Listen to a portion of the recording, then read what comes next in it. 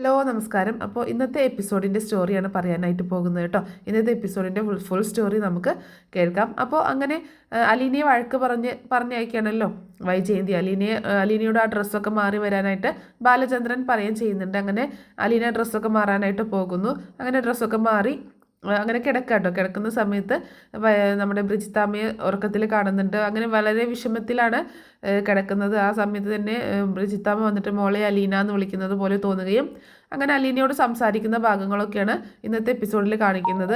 ഈ സ്റ്റോറിയൊക്കെ ഞാൻ കഴിഞ്ഞ ദിവസങ്ങളിൽ അപ്ലോഡ് ചെയ്തിട്ടുണ്ടായിരുന്നു. അതുകൊണ്ട് അതിൻ്റെ റിപ്പീറ്റേഷൻ വേണ്ടാന്ന് വെച്ചിട്ടാണ് ഒരുപാട് പറയാത്തത്. ബ്രിജിത്താമ്മ പറയുന്നുണ്ട്, നമ്മൾ തെറ്റൊന്നും ചെയ്തിട്ടില്ല നമ്മുടെ ഭാഗത്ത് സത്യമുണ്ടെങ്കിൽ ആരൊക്കെ എന്തൊക്കെ പറഞ്ഞാലും നമ്മൾ അതിലൊന്നും തളർന്നു പോകരുത്. അവർ പറയുന്നത് പറഞ്ഞോട്ടെ എന്നൊക്കെ പറഞ്ഞ് അലിനെ ഇങ്ങനെ ആശ്വസിപ്പിക്കുന്നുണ്ട് കേട്ടോ. അങ്ങനെയുള്ള സ്റ്റോറിയൊക്കെയാണ് ഇന്നത്തെ എപ്പിസോഡിൽ ആദ്യം തന്നെ കാണിക്കാനായിട്ട് പോകുന്നത്.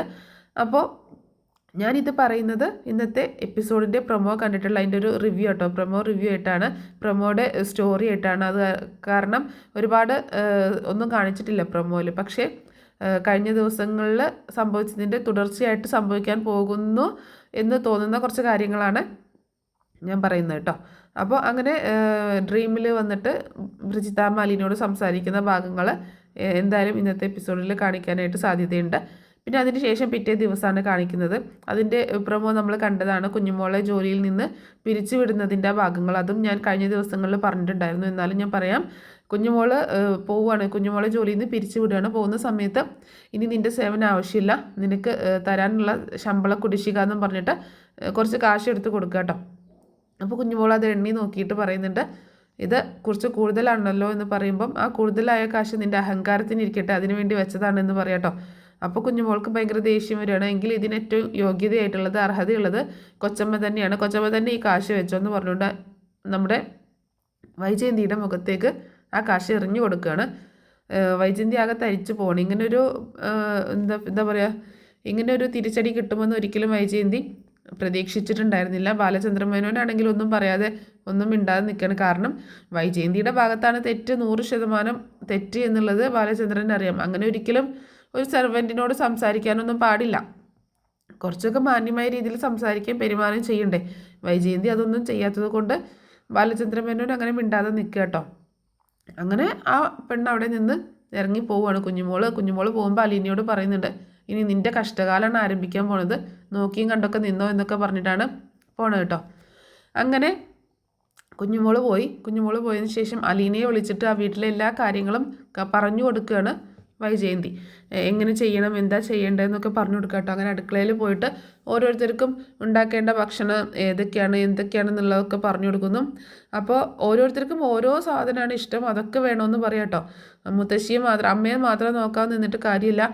അതിൻ്റെ ഇടയ്ക്ക് അമ്മയുടെ കാര്യങ്ങൾ ശ്രദ്ധിച്ചാൽ മതി, ബാക്കി സമയം വെറുതെ ഇരിക്കില്ലേ. അപ്പോൾ ഈ വീട്ടിലെ കാര്യങ്ങളൊക്കെ നോക്കണം, ജോലികൾ ചെയ്യണം എന്ന് പറയുമ്പോൾ അലീന പറയുന്നുണ്ട്, ഞാൻ ചെയ്തോളാം എന്ന് പറയാം കേട്ടോ. ചെയ്തോളാം എന്ന് പറഞ്ഞിട്ട് കാര്യമില്ല, എല്ലാ കാര്യങ്ങളും മര്യാദക്ക് അതിൻ്റേതായ രീതിയിൽ തന്നെ ചെയ്യണം, അല്ലെങ്കിൽ എൻ്റെ വായിലിരിക്കണ കേൾക്കേണ്ടി വരും എന്നൊക്കെ പറയാം കേട്ടോ വൈജയന്തി. ഒരു കുഴപ്പവും വരില്ല, ഞാൻ എല്ലാ കാര്യങ്ങളും നോക്കിയും കണ്ടും ചെയ്തോളാം എന്ന് അലീന പറയുകയാണേ. അപ്പോൾ വൈജയന്തി പറയുന്നുണ്ട്, ഇങ്ങനെയൊക്കെ തന്നെയാണ് എല്ലാവരും തുടക്കത്തിൽ പറയുക, ആ കുഞ്ഞുമോളും ഇങ്ങനെ തന്നെയായിരുന്നു, പിന്നീടാണ് അതിൻ്റെയൊക്കെ സ്വഭാവം മാറിയത് എന്ന് പറയണേ. ആ സമയത്ത് അലീന മനസ്സിലിങ്ങനെ പറയണേ, ആദ്യം അമ്മയുടെ സ്വഭാവം ഒന്ന് മാറ്റണം, എന്നാലേ ഇങ്ങനെ മറ്റുള്ളവരുടെ സ്വഭാവം നമ്മൾ വിചാരിക്കുന്നത് പോലെ ആവത്തുള്ളൂ എന്നിങ്ങനെ മനസ്സിൽ പറയാം കേട്ടോ. അങ്ങനെ നീ എന്താ ഒന്നും മിണ്ടാത്തേ ചോദിക്കണം. അപ്പം ഞാൻ ചെയ്തോളാം എന്ന് പറഞ്ഞല്ലോ എന്ന് പറയാണ് അലീന. അങ്ങനെ എല്ലാ കാര്യങ്ങളും അവളിട്ട് ബുദ്ധിമുട്ടിക്കുക കേട്ടോ. കാരണം ഓരോരുത്തർക്കും ഓരോ വിഭവമാണ്, പലഹാരമാണ് രാവിലെ വേണ്ടതെന്നൊക്കെ പറയുമ്പോൾ ഇവൾ പറ്റത്തില്ല എന്ന് പറയില്ലേ. അപ്പോൾ അതിന് നല്ല വഴക്ക് പറയാലോ. അതിനൊക്കെ വേണ്ടിയിട്ടാണ് വൈജയന്തി ഇങ്ങനെ ഒരുപാട് ജോലികൾ കൊടുക്കുന്നത് കേട്ടോ. പക്ഷെ അലീന അതൊക്കെ ചെയ്തോളാം എന്ന് പറഞ്ഞുകൊണ്ട് അങ്ങനെ എല്ലാം ഏൽക്കുകയാണ്. അങ്ങനെ എല്ലാ കാര്യങ്ങളും ഏൽപ്പിച്ചതിന് ശേഷം വൈജയന്തി കിച്ചണിൽ നിന്ന് പോവാനായിട്ട് അങ്ങനെ തിരിഞ്ഞിട്ട് വീണ്ടും വന്ന് പറയുന്നുണ്ട്. പിന്നെ ഒരു കാര്യം പറയാനുള്ളത്, ബാലചന്ദ്രൻ്റെ അടുത്ത് ഇവിടെ വരുന്ന സെർവൻസ് ഒന്നും കൊഞ്ചാനും കൊഴയാനും സംസാരിക്കാനൊന്നും നിന്നിട്ടില്ല, പൊന്നാരം പറയാനൊന്നും പോയിട്ടില്ല. ഇനി നീയായിട്ട് അതിന് നിൽക്കണ്ട. ബാലചന്ദ്രൻ അല്ലെങ്കിലേ നിന്നോടൊരു സോഫ്റ്റ് കോർണർ ഉണ്ട്. എന്നത് വെച്ചാൽ കുറച്ച് തൊലി വെളുപ്പുള്ള ഒരു പെണ്ണാണല്ലോ, സൗന്ദര്യമൊന്നും ഉണ്ടായിട്ടല്ല, കുറച്ച് തൊലി വെളുത്ത പെണ്ണുങ്ങളെ കാണുമ്പോൾ ആണുങ്ങൾക്കൊരു ഇളക്കമാണല്ലോ. അതുപോലൊരു അതുപോലൊരു ഇളക്കം ബാലചന്ദ്രൻ്റെ മനസ്സിൽ നീയായിട്ട് നീ ഉണ്ടാക്കാൻ നിൽക്കണ്ട എന്നൊക്കെ പറയാണ്. വൈജയന്തി.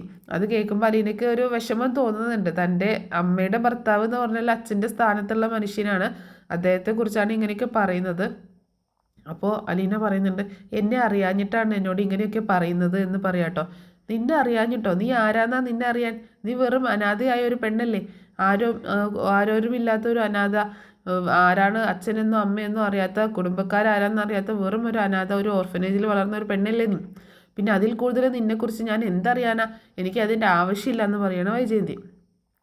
അപ്പോൾ അത് കേട്ടിട്ട് അലീനയ്ക്ക് വിഷമം വന്നിട്ടോ. വീണ്ടും ഈ അനാഥ, ആരുമില്ലാത്തവൾ എന്നൊക്കെ കേൾക്കുമ്പോൾ അലീനയ്ക്കും ഭയങ്കര വിഷമാവുകയാണ്.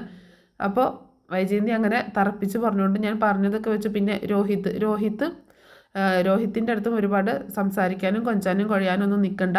ഇപ്പോൾ വളർന്നു വരുന്ന ആൺപിള്ളേരാണ്, പ്രായം അതാണ്, അവരുടെ പ്രായം അതാണ്, അതിൻ്റെ എല്ലാ കാര്യങ്ങളും അവർക്ക് ഉണ്ടാവും. അതുകൊണ്ട് വല്ലാണ്ട് അവൻ്റെ അടുത്തേക്ക് ചെന്ന് സംസാരിക്കാനും ഒരുപാട് കാര്യങ്ങളിൽ അവനെ ഉൾപ്പെടുത്താനും അങ്ങനെയൊന്നും നിൽക്കണ്ട, അവൻ്റെ അടുത്ത് ഒരു അകലത്തിൽ തന്നെ നിന്നാൽ മതി എന്നൊക്കെയുള്ള രീതിയിൽ പറയാണ്. കാരണം നല്ല ഭംഗിയുള്ള, കാണാൻ കൊള്ളാവുന്ന ഒരു സുന്ദരിയായ പെൺകൊച്ചാണ്. ഏത് ആൺപിള്ളേർ കണ്ടാലും ഒന്ന്, അതും സെർവൻ്റായിട്ട് നിൽക്കുമ്പോൾ പിള്ളേരൊക്കെ ഒന്ന് തരം കിട്ടിക്കഴിഞ്ഞാൽ ഒന്ന് മുട്ടി നോക്കുന്നുള്ളത് വൈജയന്തിക്ക് അറിയാം.